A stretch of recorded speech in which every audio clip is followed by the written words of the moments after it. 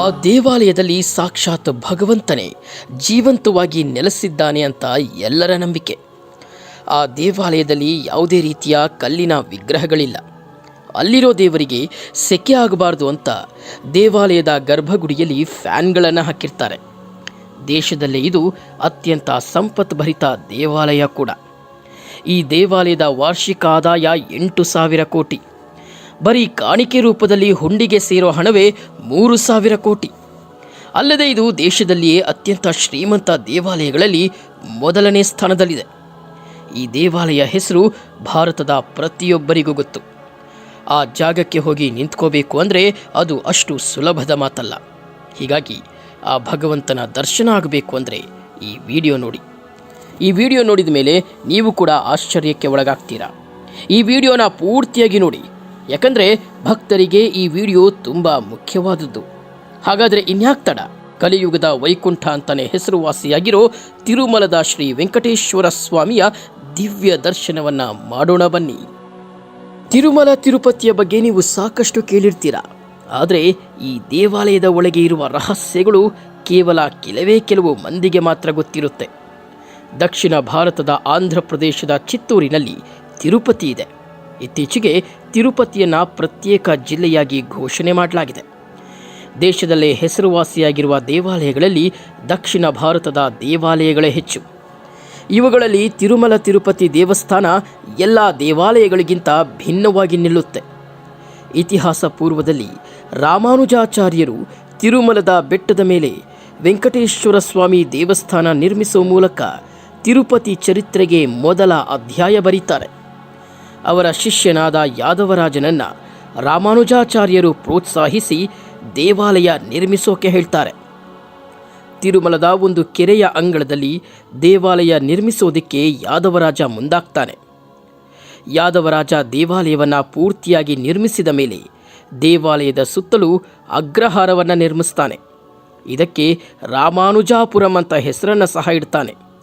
ಜೊತೆಗೆ ಯಾದವರಾಜ ದೇವಾಲಯದ ಸುತ್ತಲೂ ಸಾಕಷ್ಟು ಮನೆಗಳನ್ನು ನಿರ್ಮಿಸಿ ವಸತಿ ಸೌಲಭ್ಯ ಕಲ್ಪಿಸಿಕೊಡ್ತಾನೆ.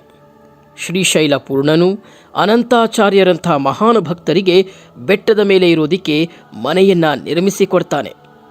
ದೇವಸ್ಥಾನದ ಪೂರ್ವ ದಿಕ್ಕಿನಲ್ಲಿ ಅಂಗಡಿ ಬೀದಿಯನ್ನು ನಿರ್ಮಿಸಿ ದೇವಸ್ಥಾನದ ಪೂರ್ವ ದಿಕ್ಕಿಗೆ ಧ್ಯಾನದ ಉಗ್ರಾಣ, ವಾಯುವ್ಯ ದಿಕ್ಕಿನಲ್ಲಿ ಅಂಗಡಿ ಬೀದಿಯನ್ನು ನಿರ್ಮಿಸಿ ಇಂದಿನ ತಿರುಪತಿ ನಗರಕ್ಕೆ ಅಂದೇ ಶಂಕುಸ್ಥಾಪನೆ ಹಾಕ್ತಾರೆ. ತಿರುಮಲ ವೆಂಕಟೇಶ್ವರ ಸ್ವಾಮಿ ದಿನನಿತ್ಯ ಪೂಜೆಗೆ ಒಳಗಾಗ್ತಾರೆ. ವೆಂಕಟೇಶ್ವರ ಸ್ವಾಮಿಯು ವಿಷ್ಣುಮೂರ್ತಿ ಅಂತ ಭಾವಿಸ್ತಾರೆ. ತಿರುಮಲ ತಿರುಪತಿಯ ಗರ್ಭಗುಡಿಯಲ್ಲಿರುವ ವಿಗ್ರಹಗಳು ಮಾನವನ ಕೈಯಿಂದ ಮಾಡಿದ್ದಲ್ಲ. ಬದಲಾಗಿ ತಿರುಮಲದಲ್ಲಿ ಸ್ವಯಂಭೂವಾಗಿ ದೇವರು ನೆಲೆಸಿದ್ದಾನೆ ಅನ್ನೋದು ಭಕ್ತರ ನಂಬಿಕೆ. ಇಲ್ಲಿನ ವಿಗ್ರಹಗಳು ಕಲ್ಲಿನ ವಿಗ್ರಹದಂತೆ ಕಂಡು ಹತ್ತಿರದಿಂದ ನೋಡಿದರೆ ಆ ಭಾವನೆ ಬದಲಾಗುತ್ತೆ. ದೇವರನ್ನು ಹತ್ತಿರದಿಂದ ನೋಡಿದ್ರೆ ಆ ಭಗವಂತನೇ ಸಾಕ್ಷಾತ್ ಎದುರಿಗೆ ಪ್ರತ್ಯಕ್ಷವಾಗಿ ನಿಂತಿದ್ದಾನೆ ಅನ್ನೋ ಭಾವನೆ ಉಂಟಾಗುತ್ತೆ. ಆದರೆ ಇದು ಎಲ್ಲರಿಗೂ ಸಾಧ್ಯವಿಲ್ಲ. ತಿರುಮಲದ ಪ್ರಧಾನ ಆಲಯದ ಬಲಭಾಗದಲ್ಲಿ ಒಂದು ಕೋಲನ್ನು ಯಾವಾಗಲೂ ಇಟ್ಟಿರ್ತಾರೆ.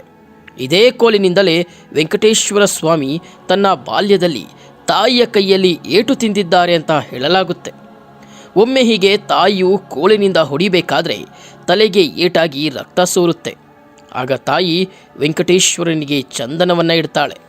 ಇದು ಇಂದಿಗೂ ಮುಂದುವರೆದುಕೊಂಡು ಬಂದಿದ್ದು.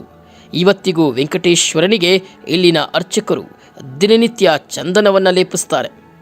ಭಗವಂತನ ತಲೆಗೆ ಏಟು ಬಿದ್ದಿದ್ದು ಗಾಯವಾದ ಜಾಗಕ್ಕೆ ಚಂದನವನ್ನು ಇಟ್ಟಲ್ಲಿ ಗಾಯ ಬೇಗ ವಾಸಿಯಾಗುತ್ತೆ ಅನ್ನೋ ಪ್ರತೀತಿ. ದೇವರ ತಲೆಯಲ್ಲಿನ ಮುಡಿ ಸಹ ನಿಜವಾದದ್ದು. ಸಾವಿರಾರು ವರ್ಷಗಳಿಂದ ಆ ಮುಡಿ ಹಾಗೇ ಇದೆ. ವೆಂಕಟೇಶ್ವರ ಸ್ವಾಮಿಯ ವಿಗ್ರಹದ ಮುಡಿ ಯಾವತ್ತಿಗೂ ಹಾಳಾಗೋದಿಲ್ಲ, ಸಿಕ್ಕು ಕಟ್ಕೊಳ್ಳೋದಿಲ್ಲ. ಅರ್ಚಕರು ಹಾಗೂ ತಿರುಮಲ ತಿರುಪತಿಯ ಭಕ್ತರು ಹೇಳೋದೇನೆಂದರೆ, ತಿರುಮಲದಲ್ಲಿರೋ ದೇವರ ವಿಗ್ರಹದ ಹಿಂದಿನಿಂದ ಸಮುದ್ರದ ಅಲೆಗಳ ಶಬ್ದ ಕೇಳಿಸುತ್ತಂತೆ. ದೇವಾಲಯದಲ್ಲಿ ನಿಂತು ನಿಶಬ್ದವಾಗಿ ಕೇಳಿದರೆ ಸಮುದ್ರದ ಮಧ್ಯೆ ನಿಂತು ಅಲೆಗಳ ಶಬ್ದ ಕೇಳಿದ ಅನುಭವವಾಗುತ್ತೆ ಅಂತ ಭಕ್ತರು ಹೇಳ್ತಾರೆ. ಈ ದೇವಾಲಯದಲ್ಲಿ ಭಕ್ತರು ಹುಂಡಿಗೆ ಅರ್ಪಿಸುವ ಕಾಣಿಕೆಯ ಬಗ್ಗೆ ಸಾಕಷ್ಟು ಕಥೆಗಳನ್ನು ಹೇಳಲಾಗುತ್ತೆ. ತಿರುಪತಿಗೆ ಬಂದು ದೇವರ ದರ್ಶನ ಮಾಡಿಕೊಂಡು ಏನೇ ಕೇಳಿದರೂ ನೆರವೇರುತ್ತೆ ಅನ್ನೋದು ಭಕ್ತರ ನಂಬಿಕೆ. ಹಾಗೆ ಕೋರಿದವರು ಅವರ ಕೋರಿಕೆಗಳು ಈಡೇರಿದ ಮೇಲೆ ಮತ್ತೆ ದೇವಾಲಯಕ್ಕೆ ಬಂದು ತಮ್ಮ ಮುಡಿಪನ್ನು ದೇವರಿಗೆ ಅರ್ಪಿಸುವುದು ವಾಡಿಕೆ. ತಿರುಮಲ ಆಲಯದಲ್ಲಿ ಪ್ರತಿದಿನ 8,000 ಮಂದಿ ಭಕ್ತರು ತಮ್ಮ ಮುಡಿಯನ್ನು ದೇವರಿಗೆ ಅರ್ಪಿಸ್ತಾರೆ. ಇದಲ್ಲದೆ ಹಣ, ಚಿನ್ನ, ಬೆಳ್ಳಿಯನ್ನು ದೇವರ ಹುಂಡಿಗೆ ಸಮರ್ಪಿಸ್ತಾರೆ. ಹೀಗಾಗಿ ದೇಶದಲ್ಲಿ ಅತ್ಯಂತ ಶ್ರೀಮಂತ ದೇವಾಲಯ ಅಂತ ತಿರುಮಲ ದೇವಾಲಯವನ್ನು ಕರೆಯಲಾಗುತ್ತೆ. ಈ ದೇವಾಲಯಕ್ಕೆ ಕಾಣಿಕೆ ರೂಪದಲ್ಲಿ ಬರೋ ಹಣ, ಒಡವೆ, ಇತರೆ ಬೆಲೆ ಬಾಳುವ ವಸ್ತುಗಳನ್ನು ಲೆಕ್ಕ ಹಾಕಲು ದೇವಾಲಯದಲ್ಲಿ ಸಾಕಷ್ಟು ಉದ್ಯೋಗಿಗಳಿದ್ದಾರೆ. ಪ್ರತಿ ತಿಂಗಳು ತಿರುಮಲ ದೇವಾಲಯಕ್ಕೆ ಬರೋ ಆದಾಯ 200ರಿಂದ 300 ಕೋಟಿ ರೂಪಾಯಿ. ಈ ಆದಾಯದ ಹೆಚ್ಚು ಮೊತ್ತವನ್ನು ಸಾಮಾಜಿಕ ಕಾರ್ಯಗಳಿಗಾಗಿ ಖರ್ಚು ಮಾಡಲಾಗುತ್ತೆ. ಈ ದೇವಾಲಯದ ಆದಾಯ ದೇಶದ ಅದೆಷ್ಟೋ ಬ್ಯಾಂಕುಗಳಲ್ಲಿ ಫಿಕ್ಸ್ಡ್ ಡೆಪಾಸಿಟ್ ಆಗಿದ್ದು TTDಗೆ ಪ್ರತಿ ವರ್ಷಕ್ಕೆ 8,000 ಕೋಟಿ ಆದಾಯ ಬರುತ್ತೆ. ಈ ದೇವಾಲಯಕ್ಕೆ ಬಂದು ದೇವರಲ್ಲಿ ಏನೇ ಬೇಡಿಕೊಂಡರೂ ಅದು ನೆರವೇರುತ್ತೆ. ಹೀಗಾಗಿ ಭಾರತದಲ್ಲಿರುವ ಅದೆಷ್ಟೋ ರಾಜಕಾರಣಿಗಳು, VIPಗಳು, VVIPಗಳು ಸಹ ಈ ದೇವಾಲಯಕ್ಕೆ ಬಂದು ದೇವರ ಮುಂದೆ ಮಂಡಿ ಉಡುತ್ತಿದ್ದಾರೆ. ವೆಂಕಟೇಶ್ವರನಿಗಾಗಿ ತಿರುಮಲದಿಂದ 23 ಕಿಲೋಮೀಟರ್ ದೂರದಲ್ಲಿರೋ ಒಂದು ಊರಿನಿಂದ ಹೂವು, ಹಣ್ಣು, ಹಾಲು, ತುಪ್ಪ, ಮೊಸರು ಸೇರಿದಂತೆ ಇನ್ನಿತರ ವಸ್ತುಗಳನ್ನು ತರಿಸಲಾಗುತ್ತೆ. ತಿರುಮಲೆಗೆ ಬರೋ ಭಕ್ತರು ನಿಯಮಗಳ ಪ್ರಕಾರ ನಡ್ಕೊಳ್ಬೇಕು.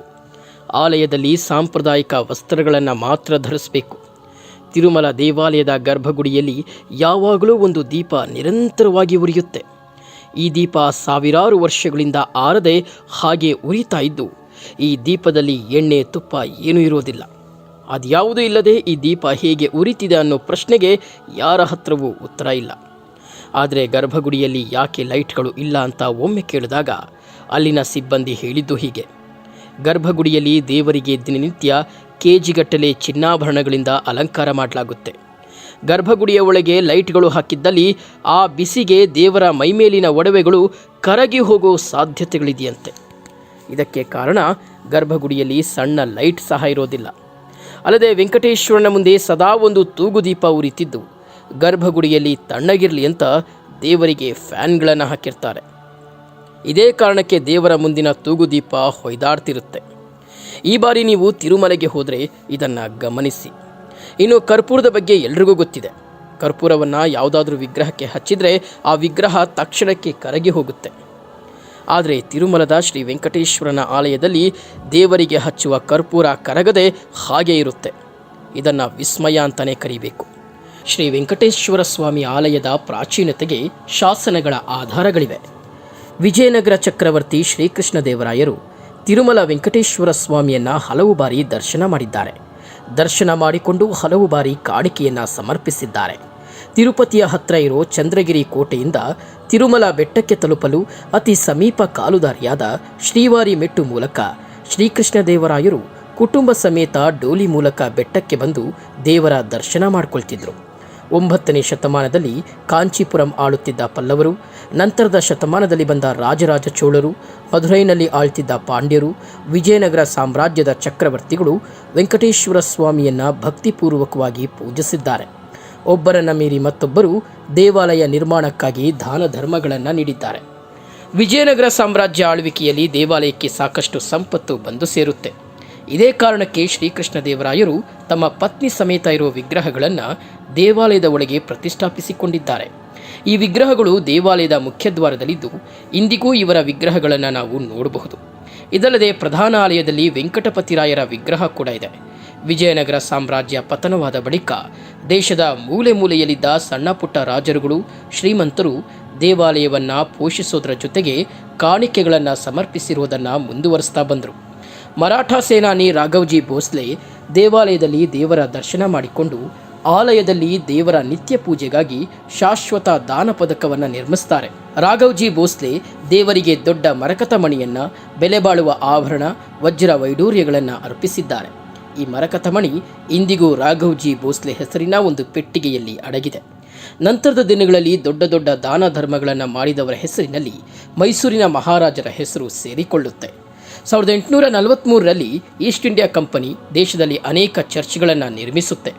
ಆದರೆ ತಿರುಮಲದ ತಂಟೆಗೆ ಹೋಗದ ಇವರು ತಿರುಮಲ ವೆಂಕಟೇಶ್ವರ ಸ್ವಾಮಿಯ ದೇವಸ್ಥಾನದ ಆಡಳಿತವನ್ನು ಹಾಗೂ ದೇವಾಲಯದ ಸಂಪತ್ತನ್ನು ತಿರುಮಲದಲ್ಲಿರೋ ಹಾತಿರಾಮ್ ಬಾವಾಜಿ ಮಠಕ್ಕೆ ಕೊಡ್ತಾರೆ.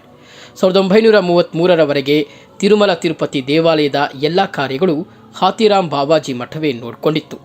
1933ರಲ್ಲಿ ಮದ್ರಾಸ್ ಶಾಸನ ಸಭೆಯಲ್ಲಿ ದೇವಾಲಯದ ನಿರ್ವಹಣಾ ವೆಚ್ಚ ಹಾಗೂ ನಿಯಂತ್ರಣವನ್ನು ತಿರುಮಲ ತಿರುಪತಿ ದೇವಸ್ಥಾನ ಅನ್ನೋ ಟ್ರಸ್ಟ್ಗೆ ಕೊಡುತ್ತೆ.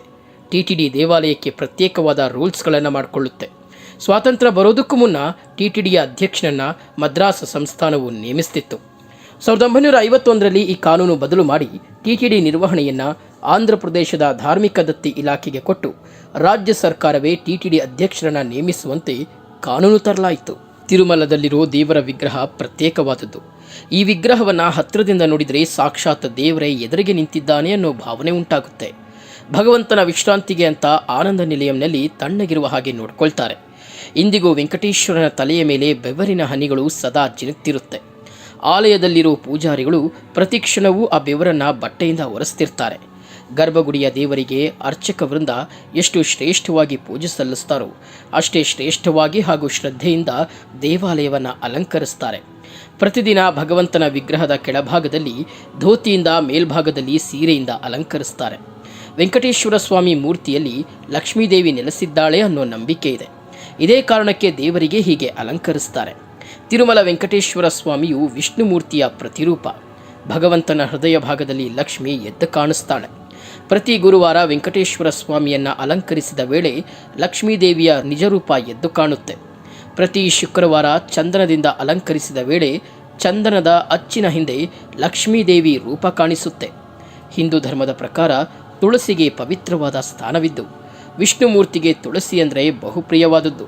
ಅದಕ್ಕೆ ಈ ದೇವಾಲಯದಲ್ಲಿ ಪ್ರತಿದಿನ ದೇವರಿಗೆ ತುಳಸಿ ಮಾಲೆಯಿಂದ ಪೂಜೆ ನೆರವೇರುತ್ತೆ. ಭಾರತದಲ್ಲಿ ಅದೆಷ್ಟೋ ದೇವಾಲಯಗಳಲ್ಲಿ ಈ ತುಳಸಿಯನ್ನು ತೀರ್ಥ ಪ್ರಸಾದದ ರೂಪದಲ್ಲಿ ಭಕ್ತರಿಗೆ ನೀಡಲಾಗುತ್ತೆ. ಆದರೆ ತಿರುಮಲ ಶ್ರೀ ವೆಂಕಟೇಶ್ವರ ಸನ್ನಿಧಿಯಲ್ಲಿ ಮಾತ್ರ ಹೀಗೆ ಕೊಡೋದಿಲ್ಲ. ವೆಂಕಟೇಶ್ವರ ಸ್ವಾಮಿಗೆ ಅಲಂಕರಿಸಿದ ತುಳಸಿ ಹಾಗೂ ಹೂವನ್ನು ಗುಡಿಯ ಹತ್ತಿರವೇ ಇರೋ ಒಂದು ಬಾವಿಯಲ್ಲಿ ಹಾಕಲಾಗುತ್ತೆ. ಈವರೆಗೂ ಈ ಬಾವಿಯ ತಳದಲ್ಲಿ ಏನಿದೆ ಅಂತ ಯಾರಿಗೂ ಗೊತ್ತಿಲ್ಲ. ಪ್ರತಿದಿನ ಈ ದೇವಾಲಯದಲ್ಲಿ 3 ಲಕ್ಷ ಲಡ್ಡುಗಳನ್ನು ತಯಾರಿ ಮಾಡಲಾಗುತ್ತೆ. ಈ ಲಡ್ಡುಗಳ ತಯಾರಿಗಾಗಿ ಆಧುನಿಕ ಟೆಕ್ನಾಲಜಿಯನ್ನು ಬಳಸೋದಿಲ್ಲ. ಬದಲಾಗಿ 3000 ವರ್ಷದಿಂದ ಆಚರಿಸಿಕೊಂಡು ಬಂದಿರುವ ಪದ್ಧತಿಯಿಂದಲೇ ಇಂದಿಗೂ ಈ ಲಡ್ಡುಗಳನ್ನು ತಯಾರಿಸಲಾಗುತ್ತೆ. 3 ಲಕ್ಷ ಲಡ್ಡುಗಳನ್ನು ಇವತ್ತಿನವರೆಗೂ ಬ್ರಾಹ್ಮಣರೇ ಕೈಯಿಂದ ಕಟ್ತಾರೆ. ಹೀಗೆ ಲಡ್ಡು ಕಟ್ಟುವ ಕೇಂದ್ರವನ್ನು ಪೋಟು ಅಂತ ಕರೀತಾರೆ. ನೀವು ದೇವರ ದರ್ಶನ ಮಾಡಿಕೊಂಡು ಹೊರಗಡೆ ಬಂದ ವೇಳೆ ದೇವಾಲಯದ ಒಳಗೆ ಪ್ರಸಾದ ಕೊಡೋ ಜಾಗದಲ್ಲಿ ಲಡ್ಡುಗಳನ್ನು ಕಟ್ಟಲಾಗುತ್ತೆ.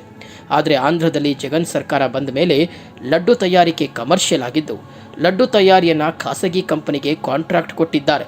ಅಲ್ಲದೆ ದೇವರಿಗೆ ಅಲಂಕರಿಸಿದ ಹೂವು, ತುಳಸಿ, ಚಂದನವನ್ನು ಪ್ಯಾಕ್ ಮಾಡಿ ಮಾರ್ತಿದ್ದಾರೆ.